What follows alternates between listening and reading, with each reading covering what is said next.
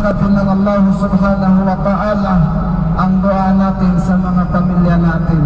Mga kapatid, tandaan natin, huwag lang sarili natin ang idua natin dito. Unang-una, isabay natin sa dua ang nanay tatay natin. Hindi man natin sila nakasama o wala naman sila dito sa mundo o namatay na sila, yun ay kailangan nila rin isabay natin sila sa dua. Mga kapatid, ngayon, especially doon sa atin, sa mga Mindanao, kapag ang tao doon ay may mga namatay na, especially sa mga tusok, ito ay gawain ng mga karamihan ng mga tusok. Kapag ikaw ay namamatay na doon, nalibing ka na, doon ang mga anak nila at apo nila humihingi sa kanila ng mga dua. So kabaliktaran yung mga kapatid, tayo ang maghingi sa kanila ng kapatawaran. Nawa ay patawarin sila ng Allah subhanahu wa ta'ala mga kasalanan nila. So mga kapatid, hanggang dito na lang, ipagdua na lang natin sa sarili natin. Tanggapin tayo ng Allah subhanahu wa ta'ala, magkawin natin mabuti. Masya Allah. Takbir. Labbaik Allahumma labbaik, labbaik la sharika laka labbaik, innal hamda wan ni'mata laka wal mulk la sharika lak, labbaik Allahumma labbaik, labbaik la sharika laka labbaik, innal hamda wan ni'mata laka wal mulk la sharika lak. Mga kapatid, tignan nyo ang paglabbaik. Ibig sabihin nito, o aming Panginoon Allah, nandirito kami ngayon na tumugon sa iyong panawagan. La sharika lak, ikaw ang nag-iisang Diyos, Panginoon namin, sandigan namin, tagapaglikha, tagapanustos, makapangyarihan, at siya ang lahat ng may kontrol sa lahat ng nangyayari sa mundo. Walang dapat katakutan, walang dapat tunay na mahalin, walang dapat iinaalay namin ang aming mga mabubuting gawain, ang aming buhay, ang aming kamatayan, maliban sa iyo na nag-iisa na wala kang katambal. O Allah, tumugon kami sa iyong panawagan na sinabi mo sa Quran, walillahi ala nasi hijjul baiti man istata'a ilayhi sabila. Katotohanan sa sangkatauhan, ang panawagan ng Allah na magsidayo o makarating o magparoon o pumunta dito sa Hajj sa Makkah, das kung sino yaong sila na kanilang kakayanin. Dito sa pagtalbiya natin, sa pagsalita natin sa talbiya, ito yung turo ng Islam na ang kaibahan niya sa lahat ng relihiyon ay ang foundation ng tauhid, ang kaisahan ng Allah. La sharika lah, wala kaming pagtatambal sa iyo ya Allah. Innal hamda, lahat ng papuri, lahat ng luwalhati, lahat ng pagpapasalamat ay sa iyo lamang inaalay namin. Laka wal mulk, na sa iyo ang lahat ng kapasyahan at kapangyarihan dito sa mundo, lalong-lalo na sa araw ng paghukom. Kapangyarihan, lakas, walang nangyayari, walang pwedeng may pahintulot maliban sa kapahintulutan at kagustuhan ninyo, aming tagapaglikha. La sharika lak, babalik na naman tayo sa tauhid na wala kang katambal, wala kang kasama sa iyong mga namumukod-tanging pangalan, sa iyong mga namumukod-tanging katangian. Pagka-Diyos mo na makapangyarihan, na tagapaglikha, tagapanustos, maalam, batid niya ang lahat ng kailangan ng kanyang mga alipin. Mga kapatid sa Islam, kung tutunghayan natin, bakit nga ba tayo nag-uumra at nag-hajj? Tayong mga Muslim, likas sa ating sarili na tayo ay gustong-gusto nating makarating sa pag-hajj o pag-uumra. Bakit nga ba? Ilan sa atin dito, subhanallah, maswerte ang kapatid natin dito, isang kapatid natin na kasama natin, itong Biyernes ngayon ay pangatlong beses na niyang mag-umrah sa Ramadan. Sana all. Ha? Bro, ito yung sinasabing sana all. Kung tatanungin mo, bakit niya laging gustong makarating dito, ay ako mismo sasagot. Kasi kung ako rin ang nasa sitwasyon niya, na pwede akong payagan ng kumpanya na every week mag-umrah, gugustuhin ko. Ipapag-umrah ko ang tatay ko, ang lola ko, ang mga mahal ko sa buhay, ang sarili ko. Bakit mga kapatid? Dahil ang Muslim, likas sa pagkalikha sa kanya ng Allah na nagmamahal siya ng Makkah. Tandaan yan, pakatandaan yan. Kung ikaw ay tunay na Muslim na nagmamahal sa Allah subhanahu wa ta'ala, gustong-gusto mo na walang kondisyon, may pera o wala, may panahon o anong nangyayari, gusto mong makarating dito sa Makkah dahil sa panawagan ng Allah subhanahu wa ta'ala na ang pag-hajj na ito o pag-uumra na ito ay inaalay natin sa Kanya. Sa ayah, sa Quran, nabanggit ang panawagan ng Allah subhanahu wa ta'ala patungkol sa itinalaga niya o ipinag-uutos niya ang pag-hajj. Dito natin malalaman na kung bakit pala ang bawat isang Muslim ay naghahangad na makarating lagi, palagian dito.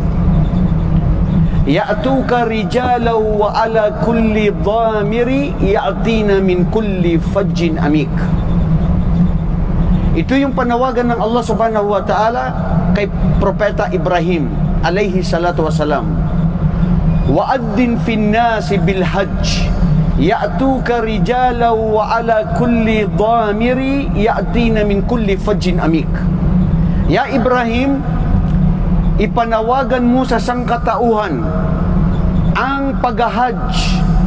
Ang pag-hajj o pag-umra ay ang paglalakbay patungo sa lugar na sagrado na itinalaga ng Allah subhanahu wa ta'ala para siya ay purihin, luwalhatiin at makita ang pagkakaisa ng lahat ng mga kamusliman.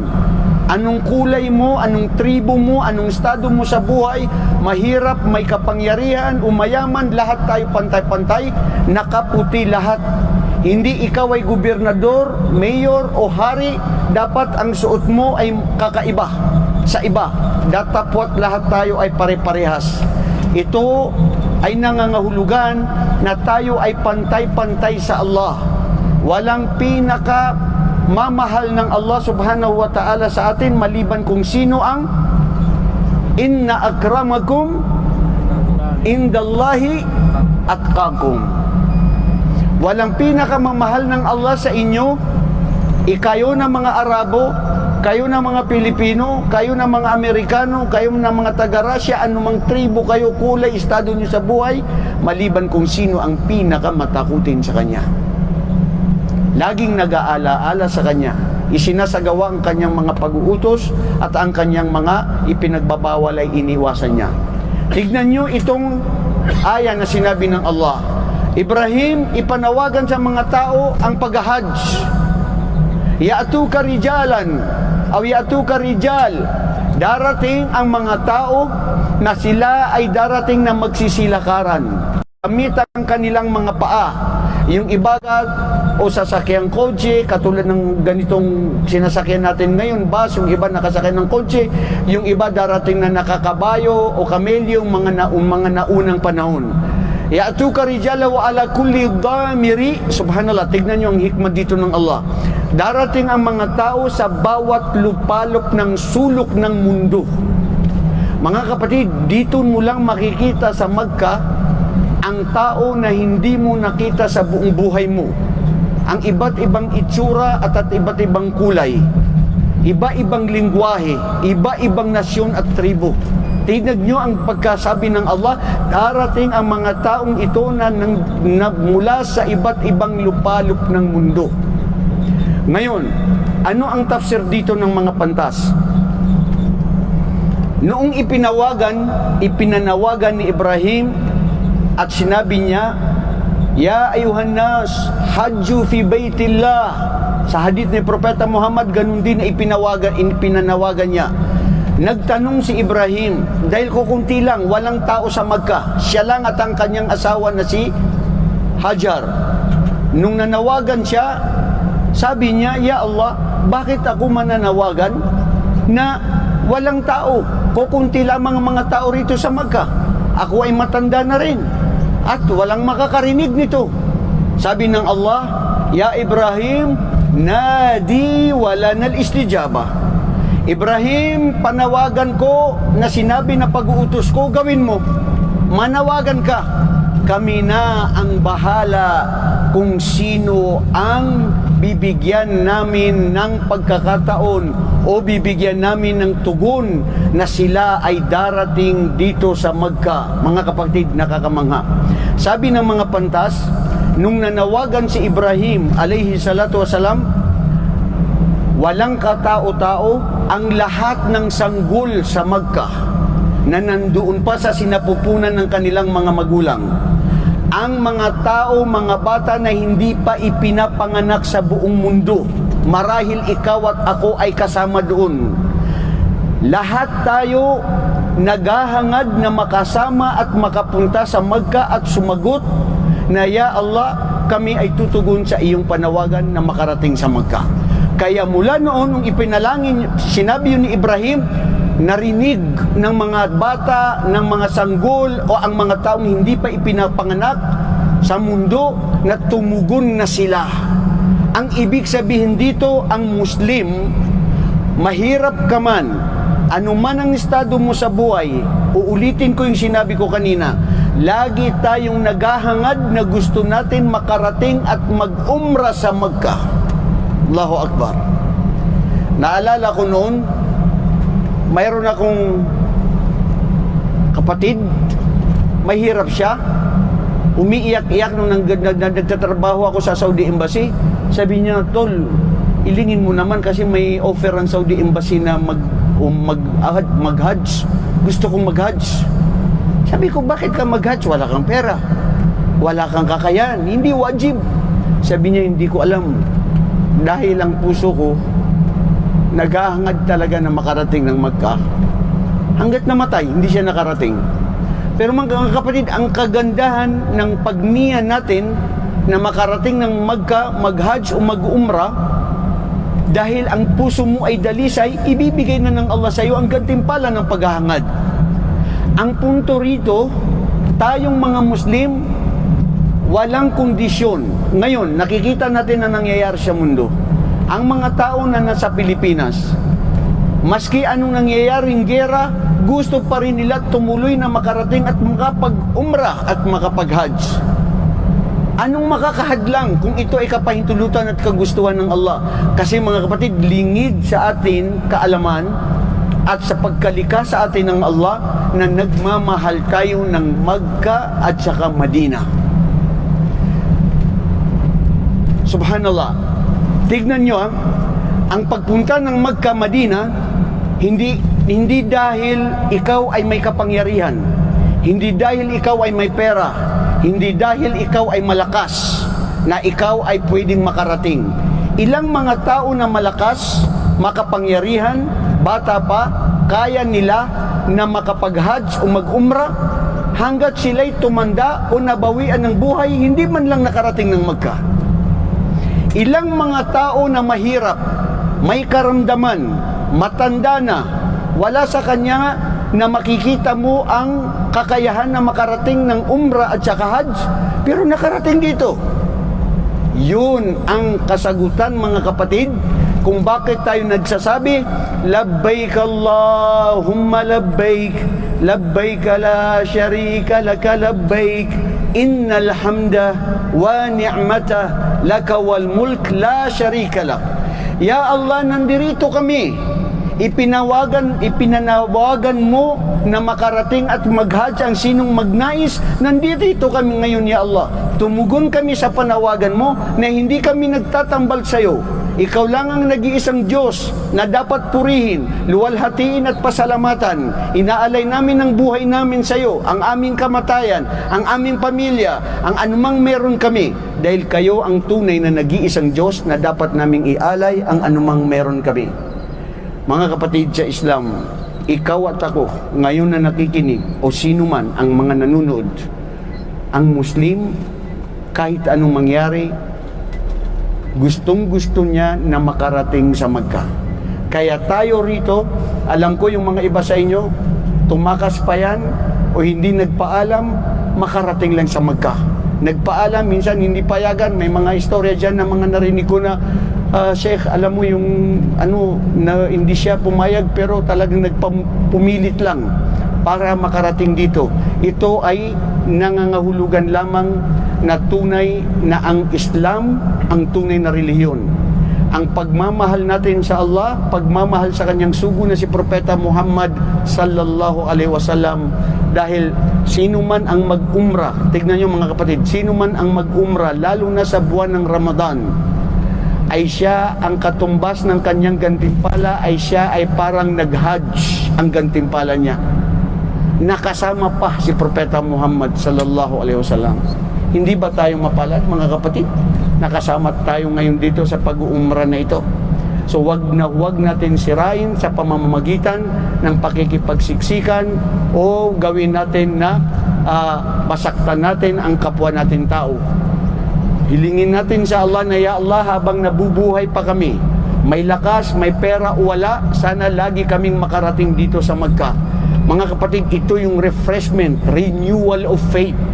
Dati tayo makasalanan, alam natin ang buhay natin, sarili natin.